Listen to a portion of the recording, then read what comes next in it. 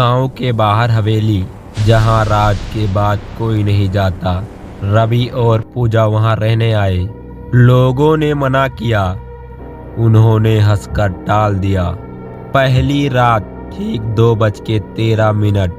घड़ी रुक गई, पंखा बंद, हवा ठंडी, और कमरे के कोने में एक लाल साया था।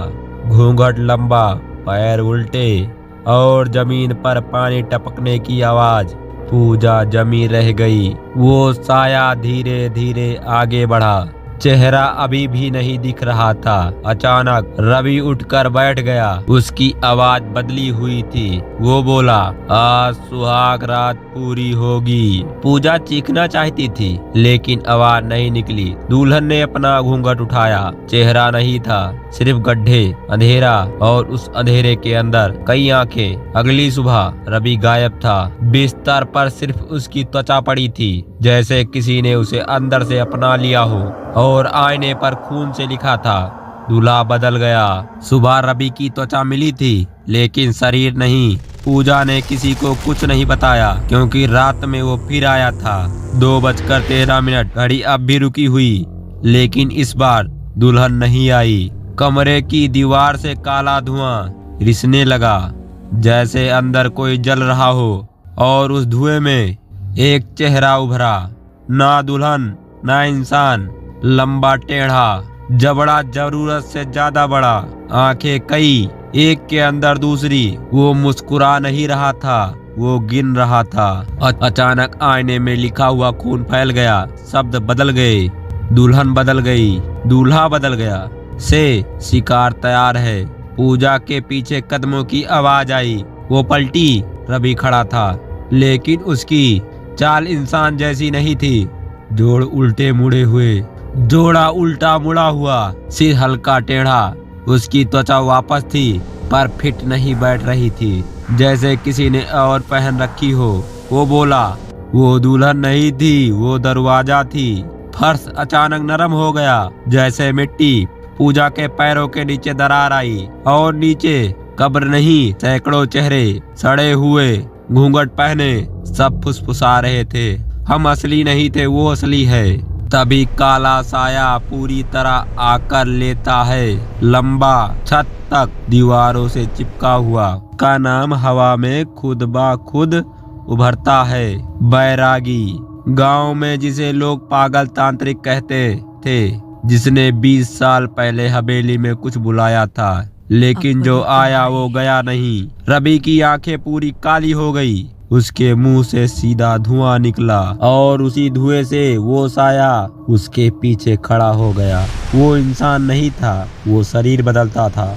हर पूर्णिमा एक नया दूल्हा और दुल्हन। दुल्हन सिर्फ लालच थी, जला था।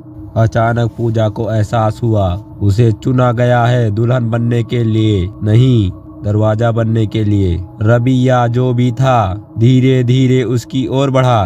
कमरे की दीवारें पिघलने लगी। अंदर अंधेरा नहीं, कुछ और था, और उसी अंधेरे में से सैकड़ों हाथ बाहर आने लगे एक साथ। पूजा की चीख गूंजी, और अचानक सब शांत। अगली सुबह हवेली खाली थी, लेकिन गांव के हर घर के दरवाजे पर लाल उंगलियों के निशान थे, और हवा में एक ही शब्द तैर रहा था, अब बारी तुम्हारी है। रात फिर आई, लेकिन इस बार हवेली नहीं, पूरा गांव अंधेरे में डूबा था।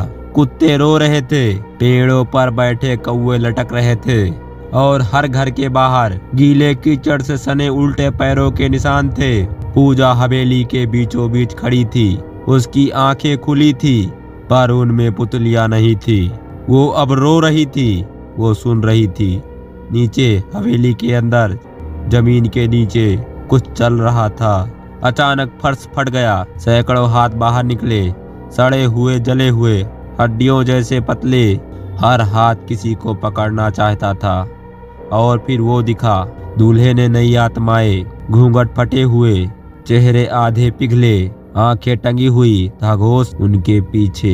काला प्रेत खड़ा था, लंबा, बिना गर्दन के, सिर सीधे छाती पर। वो बैरागी नहीं था, बैरागी तो उसका पहला शिकार था। असल चीज का नाम था द्रोपाल, जो आत्माओं को नहीं पकड़ता था, उन्हें पहचानता है। रवि की आवाज उसी में से आई। एक शरीर काफी नहीं था। पूजा के पैरों ने खुद ब खुद चलना शुरू किया। वो उस फटी हुई जमीन की तरफ बढ़ी। अचानक उसके पीछे गांव के लोग खड़े थे, लेकिन वो लोग नहीं थे। उनके चेहरे ढीले पड़ चुके थे, त्वचा उतर रही थी, सबके पैर उल्टे थे और सब एक साथ बोले, दरवाजा बनो। पूजा मुस्कुराई। उसने अपना हाथ खुद ही सीने पर डाल दिया। खून नहीं निकला, अंदर सिर्फ अंधेरा था और उस अंधेरे से हजारों प्रेत बाहर निकल आए। पूरा गांव चीख उठा। सुबह चांदपुर गांव नक्शे से गायब था। सिर्फ एक खाली मैदान बचा था, बीच में नई बनी हवेली। दरवाजे पर लिखा था, शादी में आपका स्वागत है। और अंदर घूंघट के पीछे अब पूजा खड़ी थी, इंतजार में।